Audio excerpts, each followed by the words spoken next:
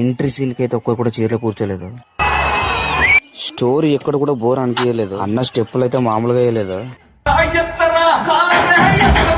నేను ఆశ్చర్యపోయిన విషయం ఏంటంటే, నేను పుష్ప 2కి ఆర్ట్ డిపార్ట్మెంట్ గా పనిచేసేటప్పుడు ఈ రిహార్సల్ చూస్తున్నారు కదా, ఇదే నిజంగా ఇక్కడ ఉస్తాద్ భగత్ సింగ్ షూటింగ్ చేసినట్టు నాకు అసలు నమ్మొద్దే కావట్లేదు. అలా చూస్తూ ఉండగానే ఇంటర్వెల్ వచ్చింది. అలా ఇంటర్వెల్ అయిపోయింది. నిజం చెప్పాలంటే వింటేజ్ గబ్బర్ సింగ్ లో పవన్ కళ్యాణ్ చూపించాడు. మెయిన్ కథ ఏంటి అంటే, గురువు గారికి ఇచ్చిన మాట కోసం, సనాతన ధర్మం కోసం నేను మొత్తం స్టోరీని రివీల్ చేయలేను. అలా ఒకసారి ఓజస్ గంభీర వచ్చిపోయి ఇంకేముంది, థియేటర్ మొత్తం బ్లాస్ట్ అయిపోయింది. తర్వాత ఒక సాంగ్ సూపర్, ఫ్యాన్స్ కి అయితే ఫుల్ మీల్స్ పెట్టినట్టుంది సాంగ్.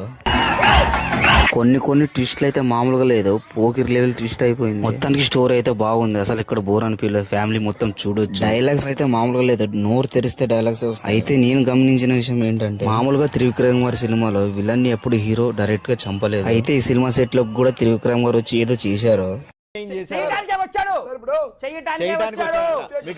ఎందుకంటే ఈ సినిమాలో విలన్ తనకు తానే చనిపోతాడు. మొత్తానికి పండగకి అయితే హిట్ పడింది. ఎవడు ఎంత నెగిటివ్ టాక్ ఇచ్చినా ఏం పర్లేదు, బొమ్మ బ్లాక్ బస్టర్. మొత్తానికి సినిమా అయిపోయాక గుండెల మీద చేయి పెట్టుకుని బయటకు వచ్చాము. ఒక ఫ్యాన్ కి ఏం కావాలో అది ఖచ్చితంగా డైరెక్టర్ హరీష్ శంకర్ చూపించాడు. ఒక కల్ట్ ఫ్యాన్ కి తన హీరోని ఎలా చూపించాలో బాగా తెలుసు. Thank you director Harish Shankar sir. Theatre లో నుంచి బయటకు వచ్చేటప్పుడు అలా ఒక వైబ్ క్రియేట్ చేశారు.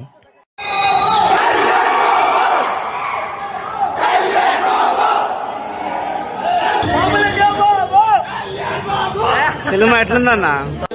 బాగుందన్నా, నిజం బాగుంది. ఫైనల్ గా నేను ఇచ్చే రేటింగ్ అయితే ఇంకా ఈ వీడియోతో అయితే ఉంటాను. అందరికి బాయ్ బాయ్.